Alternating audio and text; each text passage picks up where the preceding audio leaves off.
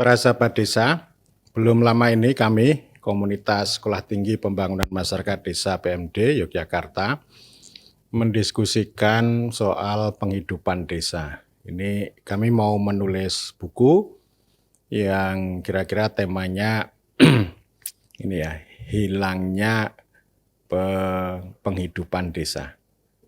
Ini kan sebenarnya ada hidup, kehidupan, dan penghidupan desa. Seorang teman, Dr. Tri Nugroho, menyampaikan kritik kepada saya.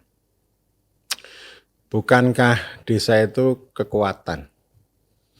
Seharusnya SDPMD itu mengangkat kekuatan itu.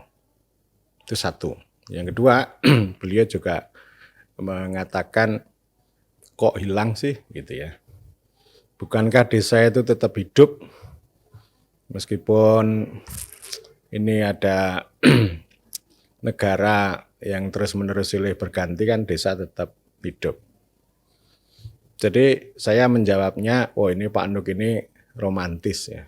Romantis itu ya punya pikiran bahwa segala sesuatunya itu baik, dan di balik romantisme itu juga ada sebuah keyakinan idealis bahwa desa itu harus dijadikan sebagai kehidupan yang lebih baik, kemudian juga sebagai kekuatan yang menyangga kekuasaan negara. Oke, itu sebuah idealisme. Seperti halnya saya pernah mengatakan bahwa desa itu harus diperkuat, negara memperkuat desa. Desa itu sebagai batu landasan dan batu penjuru. Atau ibarat sebuah rumah, ya desa itu adalah fondasi dasar. Sehingga ini kekuasaan negara ini akan punya kekuatan yang lebih baik. Tetapi saya juga mengatakan bahwa kita bicara realitas secara fenomenologis, dan kita punya pikiran yang melampaui romantisme, yaitu konstruktivisme. Konstruktivisme ini sama dengan cara pandang fenomenologi, melihat fenomena dan kemudian bagaimana pada titik ujung itu kita membuat konstruksi baru, yaitu untuk memberikan resep atau memberikan preskripsi untuk kehidupan desa yang lebih baik di hari-hari yang akan datang. Jadi poin saya ada dua untuk melihat realitas desa.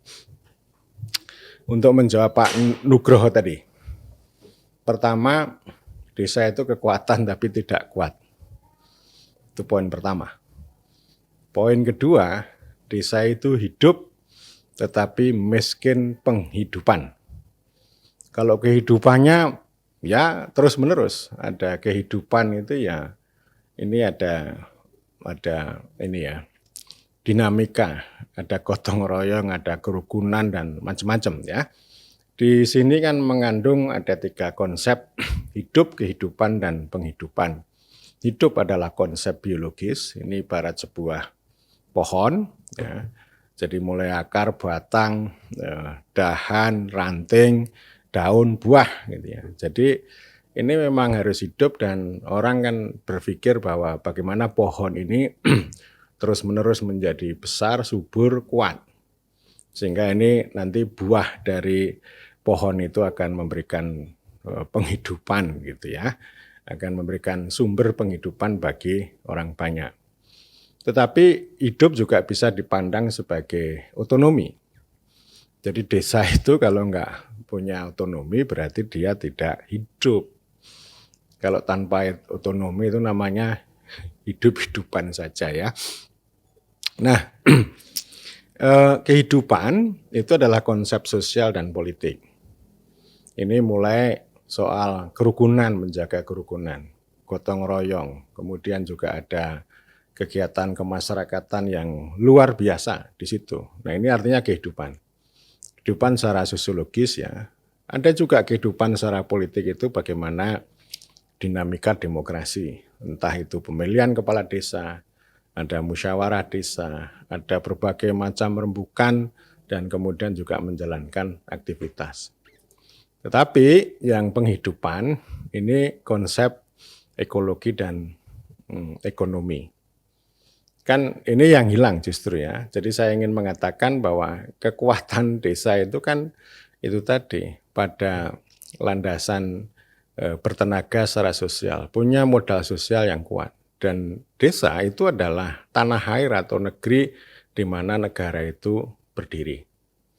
Dan di sana itu punya kehidupan yang sebenarnya sangat hidup gitu ya. Tetapi ya tidak begitu dinamis dalam pengertian bagaimana kehidupan desa itu memberikan penghidupan secara ekologis dan ekonomi kepada masyarakat setempat. Jadi hidup tapi tidak menghidupi. Ya, artinya hidup, kehidupan tidak menghidupi penghidupan. Ada krisis penghidupan. Jadi ya misalnya kalau kita menggunakan kacamata Clifford Geertz ya involusi misalnya ya. Jadi pertanian dari dulu ya sudah mengalami involusi, berputar-putar saja di situ. Misalnya ada petani tidak punya cangkul, tidak punya sawah, tapi nyewa sawah. Nyewa sawah misalnya 2.000 meter, hasilnya itu hasilnya tidak cukup untuk membeli lauk, tetapi hanya untuk makan, persediaan makan sama pirukunan. Pirukunan itu ya misalnya untuk menyumbang ya, menyumbang berbagai macam lah di desa itu kan sangat banyak. Nah, pirukunan ini namanya kehidupan sosial, yaitu ciri khas social order atau tatanan sosial desa yang dulu pada zaman sebelum Masehi itu sudah dikonstruksi oleh Aristoteles bahwa desa adalah asosiasi manusia untuk mencukupi kebutuhan sendiri dan untuk menciptakan tatanan sosial. Nah, tetapi itu hanya cukup untuk itu tadi ya, hidup sama pirukunan, untuk beli lauk enggak. Lalu yang lain gimana gitu ya, kebutuhan yang lain bagaimana? Itu remitensi ya. Jadi uang kembali dari anak-anaknya yang pergi ke kota besar, ini ke kota Jakarta terutama ya. Jadi artinya ini fenomena urbanisasi, orang yang pindah dari desa ke kota, itu artinya kan desa itu tidak cukup memadai memberikan penghidupan yang layak bagi orang desa. Dan urbanisasi, perpindahan penduduk ini juga terkait dengan urbanisasi modal. Desa punya aset, punya tanah, gitu, punya hasil bumi, punya tenaga kerja murah, lalu diambil, dieksploitasi ke kota. Ada kalimat orang kota mengambil hasil bumi dari desa, orang desa mengais rezeki ke kota. Urbanisasi itu juga menciptakan pembusukan kota, sekaligus juga pemiskinan desa.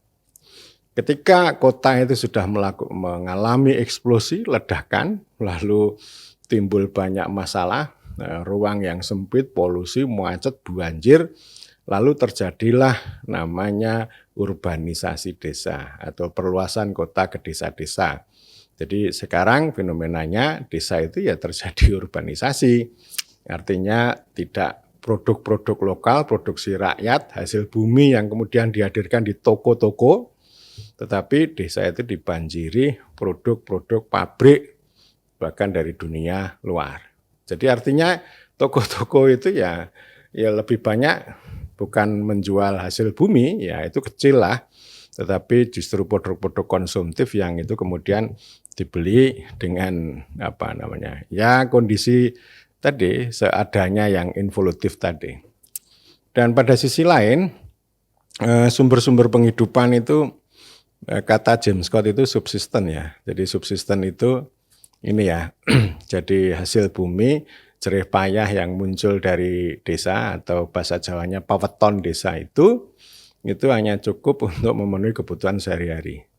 Untuk invest yang lebih besar, entah itu untuk dari aset menjadi modal, itu masih sangat jauh. Termasuk untuk membiayai sekolah anak-anak sampai perguruan tinggi itu sulit. Yaitu beda dengan kondisi tahun 60-an ya. Ini cerita Profesor Nasikon. Mendiang Profesor Nasikon, Profesor Sosiologi Divisi Pol UGM. Beliau pada waktu kuliah ya, tahun 60-an itu dibiayai dengan 5 pohon kelapa.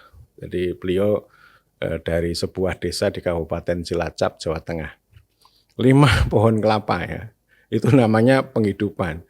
Jadi beliau 1 semester pulang, nanti pas panen kelapa itu, nanti dari hasil kelapa itu dijual, kemudian digunakan untuk bayar SPP, untuk sangu dan sebagainya. Nah, kalau hari ini 5 pohon kelapa, hasil dari 5 pohon kelapa itu tidak cukup untuk membiayai anak-anak sekolah sampai perguruan tinggi di kota.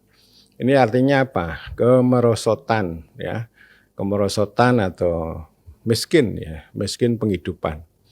Jadi hari ini yaitu tadi ada remitensi ya yang menyelamatkan mereka. Jadi bukan karena hasil dari desa itu, hasilnya sangat terbatas.